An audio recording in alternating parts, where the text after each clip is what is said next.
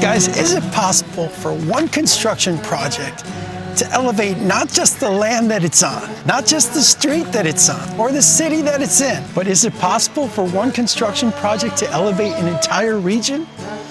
Mercato did. Here we go.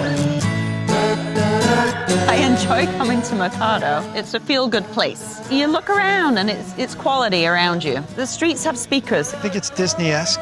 It's like Disney, but real. When you go to Disney World, it's like you feel as though it's a little fake. You got Mickey Mouse running around. Back in 2004, the Collier family had 53 acres sitting on the corner of Vanderbilt Beach Road and 41. They had a great history of projects with the Lutker family, and they said to the Lutker family, it's time to do something with this that's great for the region and great for our companies. Let's partner on this. They owned this property probably a good 100 years or so, and it was all just a vacant woodlands. 50 acres of woodlands.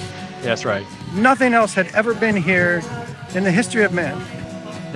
North Naples became North Naples because of Mercato. I think it put North Naples on the map. So the two companies got to work, imagining what could be, and they started traveling the country for ideas. What places did you look at around the country that were impactful for you? There's a highly successful project in Columbus, Ohio, the Grove in LA, Las Vegas had one. You know, some of the major metro areas had some pretty successful operations, trying to figure out what works and what doesn't work. It's always busy. Season, off-season, people are coming to Mercato. There's always a buzz. Both companies knew if they were going to succeed in building a world-class lifestyle center with a big, bright future, they needed to intentionally curate the exact right retail and hospitality tenants right from the start. That's a lot easier said than done. Dougal said it's like playing a big game of chess. This guy won't go in unless this guy goes in, and you have to have maybe a list of 10 folks.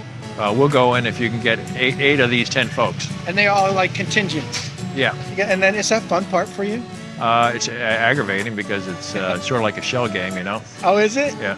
They strategically allow only certain companies to come in here. They set out to build whatever would make the best use of this land. But 17 years later, we literally have a second and thriving downtown here for Naples. Now here's the secret for keeping Mercato's center of gravity. It's about the experience. There's always something going on. Whatever comes in here, whatever fills a vacancy, it's got to be an experience. If the concept's not an experience, Mercato's not going to seek them as a tenant. What's your favorite part of the whole thing? If you could stand anywhere, only one place. I would say right under this big banyan tree is his favorite spot, looking out at the public space here. And that banyan tree deserves a whole episode for itself. 17 years after they broke ground on Mercato, it still stands as Southwest Florida's standard that all other like projects strive to be. With over 200 events happening here every year, it's an experience within an experience within an experience, with over 4 million visitors per year. That's why it's always not so easy to find a parking spot in Mercato. The key to a great shopping center is to have the parking lot completely filled with cars except for one. That's one space is for your car when you show up. So that's a key to success. See you next week.